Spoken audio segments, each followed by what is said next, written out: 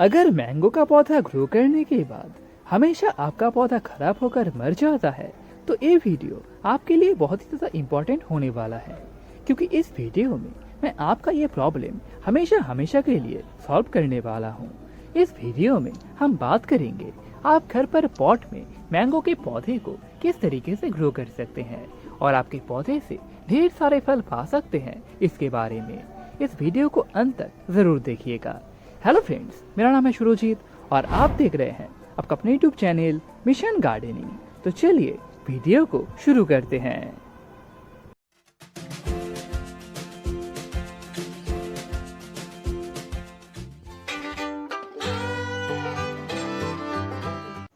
सबसे पहले ही हम बात करते हैं आपको किस तरह का मैंगो का पौधा खरीदना चाहिए और किस तरह का पौधा नहीं खरीदना चाहिए इसके बारे में। सबसे पहले ही आप कुछ इस तरह का एक छोटा सा पौधा ही नर्सरी से खरीदिए। अगर आप बिगिनर हैं तो आपको पहले ही बड़ा पौधा खरीदने का जरूरत नहीं है, क्योंकि बड़े पौधे को ग्रो करना थोड़ा सा ज्यादा ही मुश्किल होता है। ये पौधा एक छोटे से ग्रो बैग में लगा हुआ है और ये पौधा ज्यादा बड़ा भी नहीं है। और जिस ग्रो बैग में आपका पौधा लगा हुआ है उस ग्रो बैग से बाहर रूट्स नहीं होने चाहिए। अगर छोटे छोटे रूट्स होंगे उसका कोई दिक्कत नहीं है, लेकिन बड़ा कोई रूट इस ग्रो बैग से बाहर नहीं जाना चाहिए। इसके साथ साथ आप ध्यान रखें आपका पौधा ग्राफ्टेड होना चाहिए। इस तरीके के ग्राफ्टिंग एरिया आप अपने पौधे में देख पाएंगे। अगर ऐसा कोई ग्राफ्टिंग एरिया आपको नहीं मिलता तो आप उस पौधे को मत खरीदिएगा। आपके पौधे का ग्राफ्टेड एरिया कुछ इस तरह का भी हो सकता है। आप बस ध्यान रखिए आपके पौधे में एक ग्राफ्टेड एरिया जरूर होना चाहिए। इसके साथ साथ आपके पौधे में कोई डिजीज ना लगा हो वो भी आप ध्यान रखिएगा। पत्तियों को आप अच्छी तरीके से चेक कीजिए कि पत्तियों में कोई डिजीज या फिर पेस्ट तो नहीं लगा है। उसके बाद ही आप पौधे को खरीदिए और आप हमेशा एक ट्रस्टेड नर्सरी से ही पौधा खरीदिए, नहीं तो गलत वैरायटी मिलने का चांस काफी ज्यादा हो जाता है। तो पौधा तो आपने खरीद लिया, अब बात करते हैं पौधे को किस तरीके से रिपोर्टिंग करना है, किस पॉट में रिपोर्टिंग करना है, किस मिट्टी में रिपोर्टिंग करना है, इन सभी चीजों के बारे में। सबसे पहले ही हम पॉट के बारे में बात कर लेते हैं। मिट्टी का पॉट सबसे बेस्ट रहेगा। अगर मिट्टी का पॉट आपके पास अवेलेबल नहीं है तो आप प्लास्टिक के पॉट में भी पौधे का रिपोर्टिंग कर सकते हैं। अगर इसके अलावा आप जियो फाइबर ग्रो बैग में पौधे का रिपोर्टिंग करना चाहते हैं वो भी आप कर सकते हैं, लेकिन प्लास्टिक का जो ग्रो बैग होता है वो मैं रिकमेंड नहीं करता। इसीलिए आप बेस्ट रहेगा कि एक मिट्टी के पॉट में ही पौधे को रिपोर्टिंग कीजिए। अब अगर बात करें सॉइल के बारे में तो सॉइल में आपको ज़्यादा चीज़ें मिलाने का कोई ज़रूरत नहीं है, क्योंकि ज़्यादा चीज़ों से ही पौधे का नुकसान होता है। आप सॉइल मिक्स बनाने के लिए 80% प्लेन गार्डन सॉइल और उसके साथ बस 20% कंपोस्ट अच्छी तरीके से मिला लीजिएगा। कंपोस्ट का आप थोड़ा सा ध्यान रखिए, कंपोस्ट पूरी तरीके से डिकम्पोस्ट होना चाहिए, उसमें कोई भी बदबू नहीं होना चाहिए। अच्छी तरीके से आप इन दोनों चीज़ों को मिला लीजिए और ग्रो बैग को निकाल के पौधे का रिपोर्टिंग कर दीजिए। एक और चीज़ आपको ध्यान में रखना है, पॉट के नीचे जो ड्रेनेज होल है उसके ऊपर आप एक अच्छा ड्रेनेज सिस्टम बना लीजिएगा, ताकि पॉट में बिल्कुल भी पानी ना जमे। अगर आपके पॉट में पानी जम जाएगा तो पौधे के रूट्स डैमेज होकर आपका पौधा खराब हो सकता है।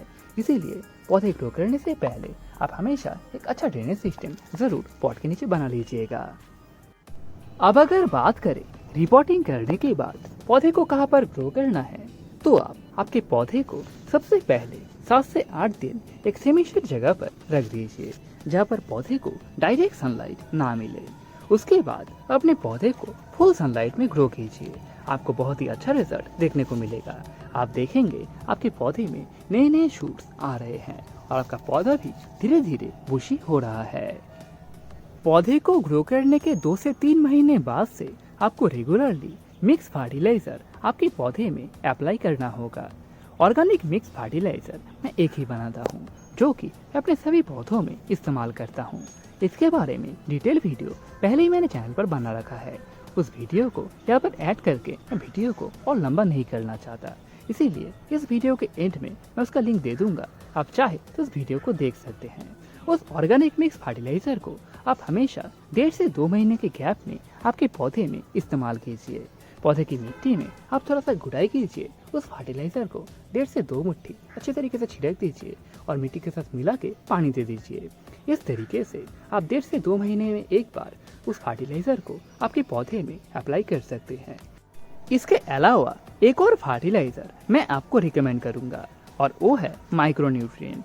अगर आप ऑर्गेनिक देना चाहते हैं तो आप सीवीड एक्सट्रैक्ट, और अगर आप केमिकल की तरफ जाना चाहते हैं तो मोवोमीन अपने पौधे में इस्तेमाल कर सकते हैं। इनका इस्तेमाल भी आप 2 महीने के बाद से ही शुरू कीजिएगा और इसको भी आप 1.5 से 2 महीने के गैप में आपके पौधे में स्प्रे कर सकते हैं। इन 2 फर्टिलाइजर के अलावा आपको कोई भी दूसरा फर्टिलाइजर इस्तेमाल करने का कोई ज़रूरत नहीं है। अब बस इन दोनों फर्टिलाइजर को ही रेगुलर बेसिस पे अपने पौधे में इस्तेमाल कीजिए। अब हम बात करते हैं पेस्टिसाइड और फंगिसाइड के बारे में। मैंगो के पौधे में आपको हमेशा रेगुलर बेसिस पे पेस्टिसाइड और फंगिसाइड इस्तेमाल करने का कोई ज़रूरत नहीं है। अब बस जब भी आपके पौधे में नए पत्ते निकले तब कोई अच्छा पेस्टिसाइड और एक फंगिसाइड अच्छे तरीके से स्प्रे कर दीजिएगा। अगर आप पेस्टिसाइड का स्प्रे नहीं करते तो मैंगो के पौधे में नए पत्तियों के ऊपर वीविल का अटैक होता है, जो कि पत्तियों को पूरी तरीके से खराब कर देता है। इसीलिए जब भी आपके पौधे में नए पत्ते निकले तो आप प्रोफेक्स सुपर या फिर इमिडाक्लोप्रिड आपके पौधे में अच्छी तरीके से स्प्रे कर दीजिए। इससे आपके पौधे में वीविल का प्रॉब्लम नहीं आएगा। और अगर बात करें फंगिसाइड के बारे में तो फंगस भी नए पत्तियों के ऊपर ही ज़्यादातर अटैक करता है। इससे बचने के लिए जब भी आपके पौधे में नए पत्ते आए तो आप एक अच्छा फंगिसाइड जैसे कि सांप या फिर ब्लाइटॉक्स आपके पौधे में स्प्रे कर दीजिए। इससे आपके पौधे में फंगल डिजीज भी नहीं आएगा और आपका पौधा बहुत ही हेल्दी तरीके से ग्रो करेगा। अब मैं आपके साथ शेयर करता हूँ मैंगो के पौधे के लिए एक बहुत ही इम्पोर्टेंट चीज़ जिसका नाम है प्रूनिंग। प्रूनिंग करने से पौधे में मैक्सिमम ब्रांचेस आते हैं, जिससे आपका पौधा बुशी बनता है और आपके पौधे में जितने ज़्यादा ब्रांचेस होंगे उतने ही ज़्यादा फ्लावर्स आएंगे और उतने ही ज़्यादा फ्रूट्स बनेंगे। इसीलिए रेगुलरली आपके पौधे में प्रूनिंग करना बहुत ही ज़्यादा इम्पोर्टेंट होता है। सबसे पहले ही यहाँ पर आप देख ही सकते हैं मेरे पौधे का यहाँ से बस एक ही ब्रांच था, तो मैंने यहाँ पर प्रूनिंग कर दिया था और यहाँ से 4 ब्रांचेस निकले हैं। यहाँ पर आप देख ही सकते हैं ये था पहला ब्रांच, यहाँ पर प्रूनिंग किया गया था तो यहाँ से 4 ब्रांचेस निकले हैं और यहाँ पर मैंने फिर से प्रूनिंग कर दिया था और यहाँ पर 3 ब्रांचेस निकले हैं। इस तरीके से प्रूनिंग करने से बस एक ब्रांच से ही आप मैक्सिमम ब्रांचेस बना सकते हैं। किस तरीके से प्रूनिंग करना है वो भी मैं आपके साथ शेयर करता हूँ। ये जो पौधा यहाँ पर आप देख ही रहे हैं ये एक सिंगल ब्रांच का पौधा है, तो मैं इस पौधे को यहाँ से प्रूनिंग कर दूंगा। प्रूनिंग आप हमेशा नॉट एरिया के ऊपर से कीजिए, जहाँ से एक साथ 4-5 पत्ते निकलते हैं उसको ही कहते हैं नॉड एरिया। यहाँ पर आप नॉड एरिया को बहुत ही आसानी से पहचान सकते हैं। यहाँ पर आप देख ही सकते हैं यही है पौधे का नॉड एरिया और दूसरा नॉड एरिया आप इसके नीचे देख सकते हैं, यह है पौधे का दूसरा नॉड एरिया। अगर हम इस पौधे का प्रूनिंग करना चाहते हैं तो हम इस पौधे को यहाँ से ही प्रूनिंग कर देंगे, तो नॉड एरिया से 3 से 4 ब्रांचेस निकलेंगे और आपका पौधा बुशी बनेगा। लेकिन इसका मतलब ये भी नहीं है कि पौधे को ग्रो करने के बाद आप तुरंत ही पौधे का प्रूनिंग कर दे। मैंने भी इस पौधे को कुछ दिन पहले ही ग्रो किया है, इस वजह से मैंने अभी तक इस पौधे में प्रूनिंग नहीं किया है। 2 से 3 महीने के बाद ही हम इस पौधे में प्रूनिंग करेंगे। मैं यहाँ से भी इसका प्रूनिंग कर सकता हूँ या फिर इसके ऊपर से जब ब्रांच निकलेगा उसके बाद भी इसका प्रूनिंग कर सकता हूँ। अभी भी इसका कोई गारंटी नहीं है कि मैं कहाँ से इसका प्रूनिंग करूँ। इसके अलावा पौधे का शेप मेंटेन करने के लिए भी आप पौधे का प्रूनिंग कर सकते हैं। यहाँ पर आप देख ही सकते हैं ये जो मेरा पौधा है इसका बस ये वाला ब्रांच ही काफ़ी लंबा हो चुका है, तो हम इस ब्रांच को प्रूनिंग कर देंगे। और यहाँ पर एक नॉट एरिया भी है, तो यहाँ से 4-5 नए ब्रांचेस आएंगे और मेरा पौधा बुशी हो जाएगा। किस तरीके से प्रूनिंग करना है वो आप यहाँ से ध्यान से देख लीजिएगा। यह है पौधे का नॉट एरिया, तो हम इसके ऊपर थोड़ा सा टेढ़ा करके इसको काट देंगे और हमारा प्रूनिंग यहाँ पर कंप्लीट हो चुका है। यहाँ से 4-5 ब्रांचेस निकलेंगे, लेकिन रिकमेंड यही करूँगा कि आप हमेशा मैक्सिमम 3 ब्रांचेस को ही रखिए, इससे ज़्यादा ब्रांचेस को आप मत रखिएगा। एक प्रूनिंग करने के बाद आपको 3 ब्रांचेस मिल जाएंगे।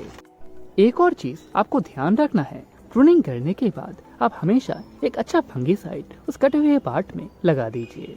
इससे वहाँ से फंगल डिजीज फैलने का चांस बिल्कुल 0 हो जाएगा। यहाँ पर आप कॉपर ऑक्सीक्लोराइड फंगिसाइड का इस्तेमाल कर सकते हैं। इस तरीके से अगर आप आपके पौधे का केयर करेंगे तो 1 साल में आपका पौधा काफी बड़ा भी हो जाएगा और बुशी भी हो जाएगा। तब जरूरत पड़ेगा आपके पौधे को रिपोर्टिंग करके एक बड़े पॉट में ग्रो करने का। पॉटिंग मिक्स तो आप वही सेम इस्तेमाल करेंगे। अगर बात करें पॉट साइज के बारे में, तो अगर आपने 8 इंच के पॉट में आपका पौधा लगा रखा था तो आप 14 इंच के पॉट में आपके पौधे को ग्रो कर सकते हैं। और अगर आपने 10 इंच के पॉट में आपके पौधे को ग्रो किया हुआ था तो आप 16 इंच के पॉट में आपके पौधे को ग्रो कर सकते हैं। और एक ज़रूरी बात, 1 साल के अंदर अगर आपके पौधे में फ्लावर्स आते हैं तो आप दिल पे पत्थर रख के उन फ्लावर्स को तोड़ दीजिएगा, क्योंकि छोटे पौधे से फ्लावर्स नहीं लिया जाता और छोटे पौधे से फ्लावर्स लेने से पौधा खराब भी हो जाता है। इसीलिए 1 साल तक आप फ्रूट्स को मत लीजिएगा। उसके बाद अपने पौधे से फ्रूट्स ले सकते हैं। तब तक आपके पौधे में बहुत ही अच्छी तरीके से ब्रांचेस भी आ जाएंगे और बहुत ही अच्छा फ्लावरिंग और फ्रूटिंग भी आपको देखने को मिलेगा। इस तरीके से आप बहुत ही आसानी से मैंगो के पौधे को घर पर ग्रो कर सकते हैं। तो वीडियो को यहाँ पर ही खत्म करते हैं। अगर कोई भी पॉइंट छूट गया हो तो कमेंट सेक्शन तो खुला ही है, आप वहाँ पर पूछ सकते हैं। अगर आपको वीडियो अच्छा लगे तो लाइक कीजिए, अपने दोस्तों के साथ शेयर कीजिए और हमारे चैनल को सब्सक्राइब करके बेल नोटिफिकेशन ऑन कर लीजिए। इससे जब भी मैं नया वीडियो अपलोड करूंगा आपको नोटिफिकेशन मिल जाएगा। और हाँ, हमारा नया व्हाट्सएप का ग्रुप भी अब आ चुका है। अगर आपने ज्वाइन नहीं किया तो लिंक आपको डिस्क्रिप्शन बॉक्स में मिल जाएगा। Thank you. Happy gardening.